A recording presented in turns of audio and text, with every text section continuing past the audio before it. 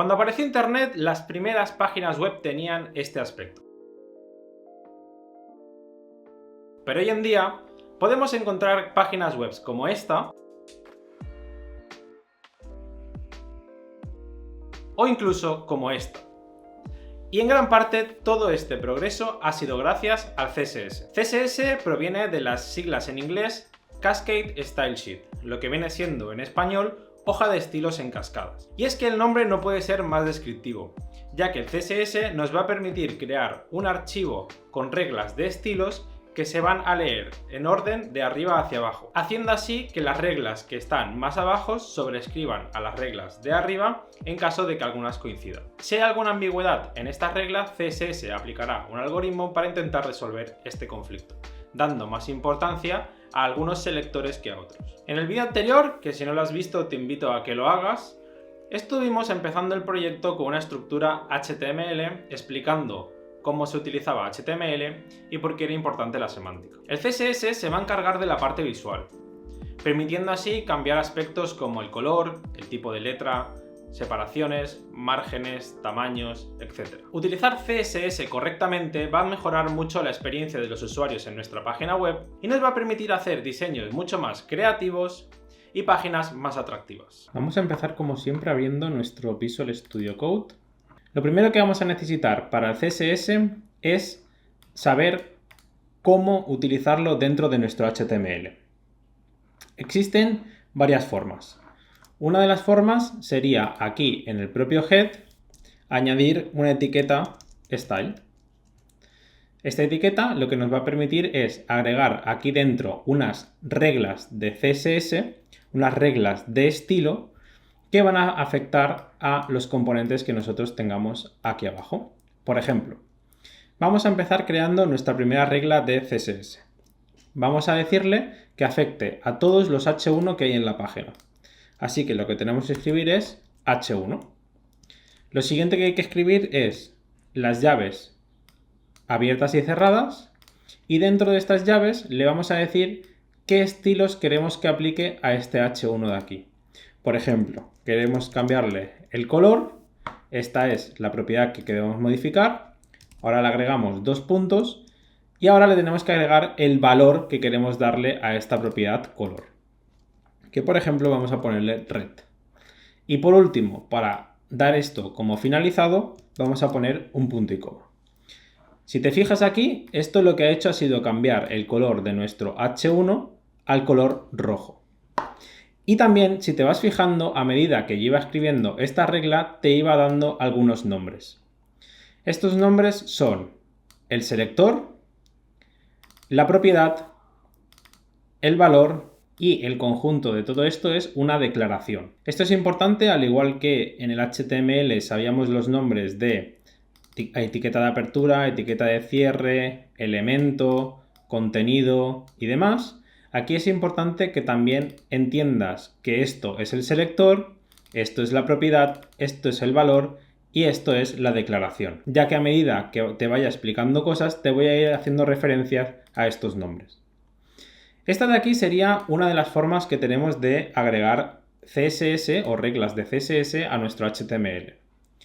Otra de las formas que tenemos de hacerlo es, en vez de meter aquí la etiqueta style, podemos hacerlo en la propia etiqueta. Por ejemplo, la etiqueta tiene un atributo que es el atributo style. Dentro del atributo style podemos añadirle también el color y ponerle que sea red. Con esto de aquí, si te fijas, estamos consiguiendo exactamente el mismo resultado. Esto de aquí te he explicado cómo hacerlo, aunque realmente no es muy recomendable y se suele utilizar sobre todo con JavaScript para hacer ciertas modificaciones sobre la página web, pero no es una buena práctica utilizar los estilos así. Este tipo de estilos son llamados estilos en línea. Y la siguiente y última forma que tenemos de agregar nuestro CSS es una muy similar a esta que tenemos aquí. Ya que esto, si te fijas, está importando una hoja de estilos de una URL externa. Y si te fijas también, el archivo está acabado en .css. Por tanto, nosotros podemos hacer lo mismo, apuntando a una hoja de estilos que sea interna y que tengamos nosotros en nuestro proyecto. Así que lo que vamos a hacer es crear dentro de la carpeta bases un nuevo archivo, haciendo clic derecho, nuevo archivo, y vamos a agregar style.css. Igual que el HTML, el nombre del archivo es irrelevante, lo importante es la extensión .css. ¿Vale? Como si te fijas aquí, por ejemplo, este se llama al.min.css. Ahora lo que tenemos que hacer es en nuestro HTML agregar otra etiqueta link de esta forma. Le agregamos que esto va a tener una relación de style sheet y el href le decimos que sea .style.css. Y ya podemos cerrar nuestra etiqueta link. Esto lo que va a hacer ahora es conectar de esta manera nuestro archivo HTML con nuestro archivo CSS. Por tanto, si ahora aquí agregamos la misma regla que pusimos aquí antes, que sería la del H1, ponemos el selector H1, abrimos y cerramos llaves y dentro ponemos la propiedad color y el valor red, acabado con punto y coma. Si te fijas, se está aplicando aunque esta regla no esté en el mismo archivo que este. Al igual que hice en el vídeo del HTML, te voy a dejar en la descripción un enlace a esta documentación. En esta documentación, en la parte de aquí de la izquierda, vas a poder encontrar un montón de referencias de CSS. Las más importantes es esta de aquí, que son las propiedades. Este es el listado de propiedades que vas a poder modificar de cada uno de los elementos de tu HTML. Es importante que si tú quieres cambiar algo de tu HTML y no sabes cómo hacerlo, lo busques aquí y veas, por ejemplo, cómo se utiliza. En este caso te está dando varios ejemplos, te está mostrando cómo se vería y te está diciendo cómo utilizarlo y qué hace cada uno de los valores. Te voy a explicar cómo funciona el modelo de cajas en el que se basa CSS. Para ello te voy a dejar en la descripción otro enlace a un ejemplo en el que he actualizado el proyecto para que todos los elementos tengan un fondo y de esta forma puedas ver cómo está estructurado el modelo de cajas. En este caso tenemos el elemento main, que sería este verde de aquí. Si te fijas, además le he agregado un padding para que haya una separación y tú puedas ver correctamente por dónde está la caja del main. Si eliminamos este padding, lo que hace es que quita esos espacios que había alrededor de la caja. Entonces, para que se vea más claro, le he puesto este padding. Más adelante veremos qué es el padding y qué es el margin. No te preocupes. Lo siguiente que tenemos es el H1 de aquí. Lo tenemos fuera del section. Este H1 simplemente tiene un color de fondo y este color de fondo ocupa todo este espacio de aquí. De esta forma vas a poder ir viendo cómo se comportan las cajas y qué pasa cuando metemos elementos dentro de otros. Como por ejemplo en este caso de aquí. Tenemos la caja que sería el section, que sería la caja más grande. Dentro del section tenemos otra caja que sería el H2.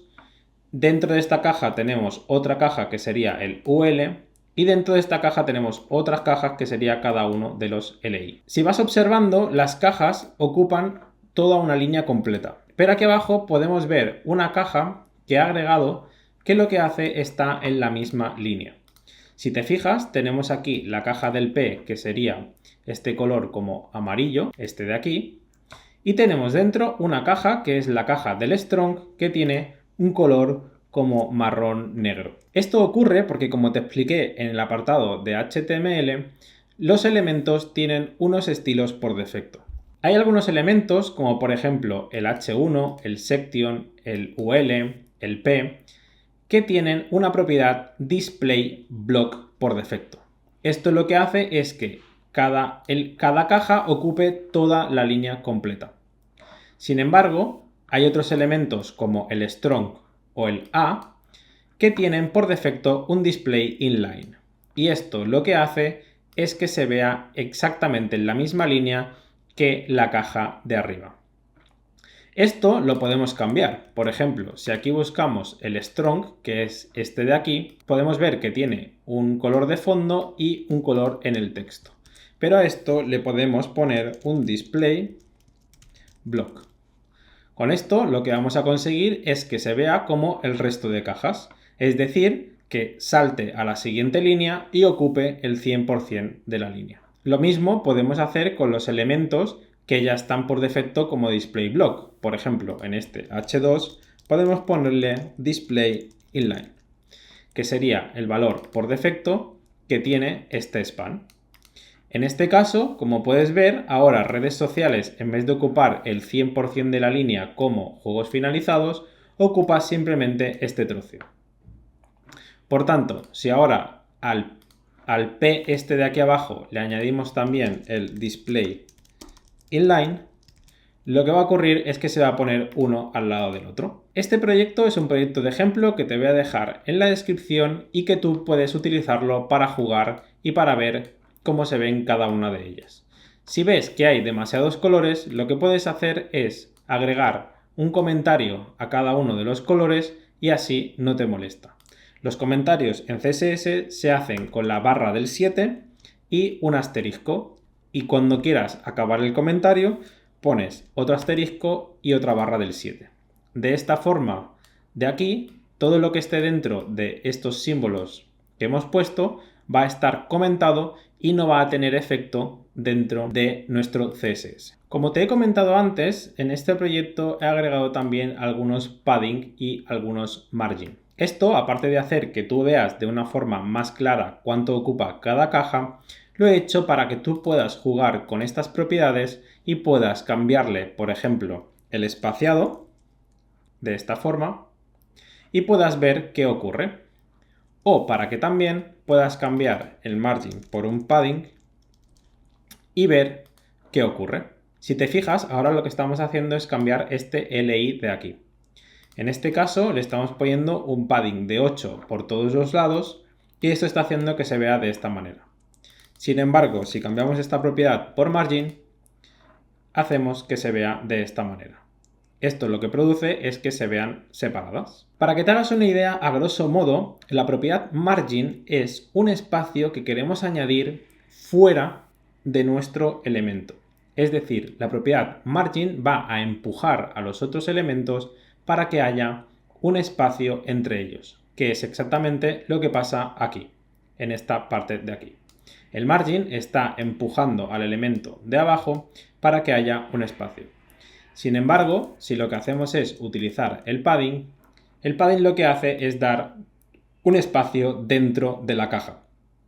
Esto lo que hace es que la caja sea un poquito más grande, pero no hay separación entre cada una de ellas. Si este concepto no te queda muy claro, no te preocupes. Lo que puedes hacer es, en este ejemplo de aquí, hacer clic derecho, inspeccionar, y se te abrirá la consola de desarrollador que te comenté en el vídeo del HTML.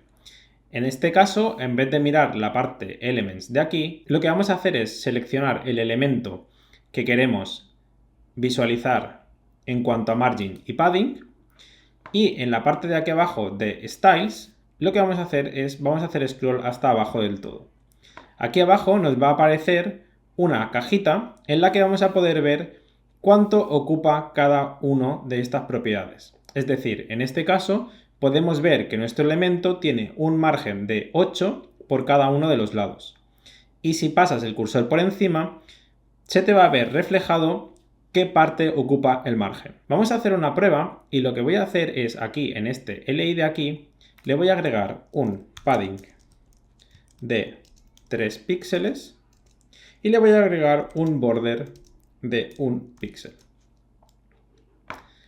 Y vamos a añadirle que sea solid y que sea blue.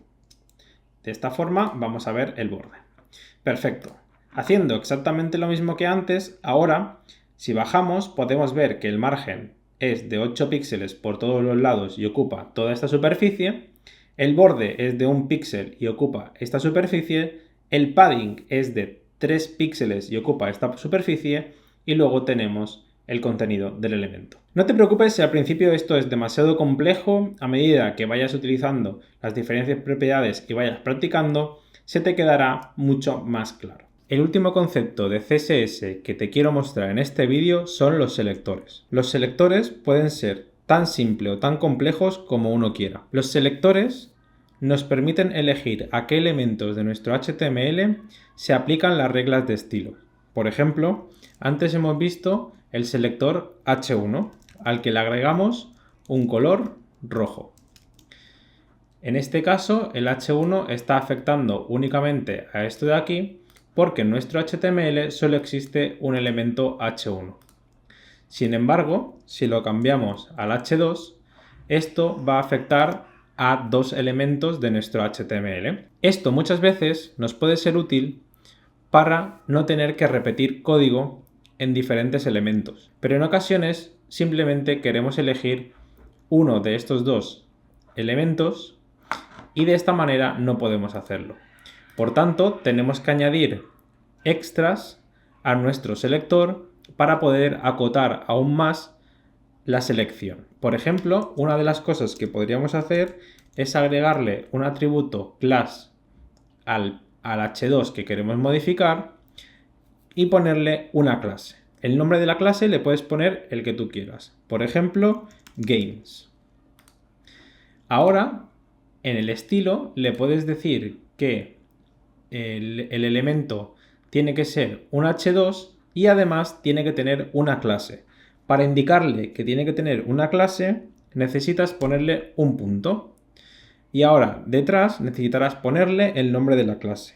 En este caso, games.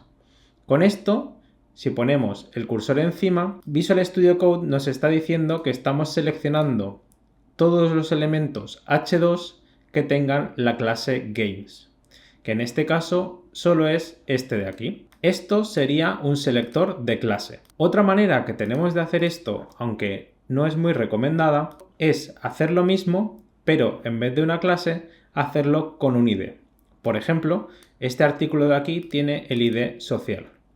Lo que podríamos hacer es poner un asterisco. Esto indicaría que vamos a hacer una selección por ID y a continuación poner el nombre del ID, que en este caso era social.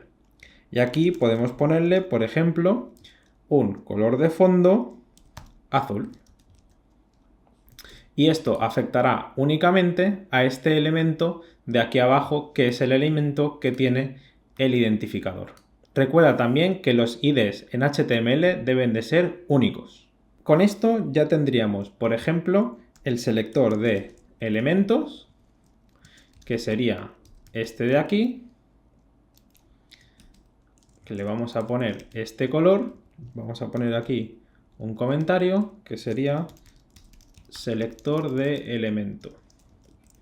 Luego tendríamos otro aquí que sería selector de clase, que podemos utilizarlo con el elemento delante o sin el elemento, directamente con el punto. Además, este selector de clase permite seleccionar por varias clases. Por ejemplo, si este elemento de aquí tuviera otra clase, por ejemplo, title, lo que podemos hacer aquí es ponerle que solo afecte al elemento que tenga la clase games y la clase title. De esta forma estaríamos seleccionando un elemento cualquiera que tenga estas dos clases. Si queremos seleccionar únicamente el H2, tendríamos que poner aquí delante el H2. Y esto seleccionaría cualquier H2 que tenga la clase game y la clase title. Este selector de aquí hemos dicho que es el selector de ID. Este selector se hace utilizando la almohadilla. Al igual que las clases, le podemos poner delante un elemento o no, dependiendo de cómo queramos nosotros hacerlo. En este caso no suele hacer falta, ya que el identificador suele ser único. Otro selector que tenemos es el selector de atributo. Este selector nos permite hacer referencia a algún elemento por alguno de sus atributos. Por ejemplo, en este caso podemos hacer referencia a este anchor por este href. Para hacer esto, podríamos hacerlo de la siguiente manera. Pondríamos el elemento, en este caso es un A, abriríamos estos corchetes y dentro escribiríamos href igual y el valor del atributo, que sería, por ejemplo, este de aquí. Ahora volveríamos a abrir y cerrar las llaves y pondríamos dentro lo que nosotros quisiéramos. Por ejemplo, color purple. Y esto estaría afectando únicamente al elemento anchor cuyo href tenga este valor de aquí. Otro selector que existe es el selector por pseudoclases o pseudoelementos. Las pseudoclases nos permiten seleccionar un elemento por su estado o por su condición. Por ejemplo, lo que podemos hacer es decirle que al article que sea first of type que tenga un background color green. De esta forma, lo que estaremos diciéndole es que al primer elemento del tipo article que exista le agregue un color verde. Esto de aquí sería una pseudoclase. Otra pseudoclase que se suele utilizar bastante es la pseudoclase hover. Por ejemplo, le podríamos decir que a todos los artículos que tengan la pseudoclase hover le vamos a aplicar el background color purple. Entonces, ahora si pasamos el cursor por encima, lo que está haciendo es que le está aplicando purple. Si te fijas en el artículo de las redes sociales, esto no está ocurriendo. Cuando yo paso el ratón por encima, no se le está aplicando este color de fondo. Esto es por la especificidad del selector. Esto de aquí es lo específico que es el selector que estamos utilizando. Por ejemplo, en este caso, el ID es mucho más específico que si únicamente utilizamos el elemento y la pseudoclase. Por ejemplo, si ahora aquí yo le digo que además esto tiene el ID social, ahora sí que se estaría aplicando únicamente al de abajo. ¿Por qué? Porque si me pongo aquí, ahora este selector es mucho más específico que este selector de aquí. Esto al principio se puede hacer un poco complejo, pero no te preocupes porque poco a poco vas a ir entendiendo el tema de la especificidad. Es muy importante que si te pasa esto que me ha pasado a mí, pongas el selector encima y te fijes en la especificidad, ya que es probable que lo que está causando que el segundo estilo no se te aplique sea esto de aquí. Otra característica de los selectores es que nos permite seleccionar desde un elemento superior. Por ejemplo, si yo ahora pongo aquí H2 y le agrego el color yellow, esto me va a cambiar estos dos H2 de aquí, porque este selector de aquí es más específico que este. Pero si yo quiero decirle que solo me ponga el color amarillo a los H2 que están dentro de un article, puedo hacerlo añadiéndole article delante y separando por un espacio. Si pones el cursor ahora encima, esto lo que te va a decir es que esta regla solo se va a aplicar si el H2 está dentro de un article, como en este caso está ocurriendo con las redes sociales. Los selectores, como te he comentado al principio, pueden ser todo lo complejo que tú quieras, pero con estos conceptos básicos debería ser suficiente para que tú puedas aplicar estilos a tu proyecto. Ahora que sabes estos conceptos básicos de CSS, quiero proponerte un reto. Te voy a dejar en la descripción, junto con el resto de links, la base de un proyecto que está únicamente en HTML y me gustaría que consiguieras este diseño. Este diseño parece muy sencillo, pero tiene algunas peculiaridades. Este reto te va a ayudar a familiarizarte con la documentación, saber dónde buscar algunos recursos y empezar a practicar la capacidad de resolver ciertos problemas por ti mismo. Obviamente, si te quedas atascado y necesitas ayuda, puedes pedirla en los comentarios de este vídeo o en el Discord de la comunidad. Pero lo mejor para ti como programador es que este reto lo intentes resolver por tu cuenta. No te preocupes porque el diseño te quede perfecto. Lo importante de esto es practicar y conocer las diferentes propiedades de CSS y entender cómo funciona.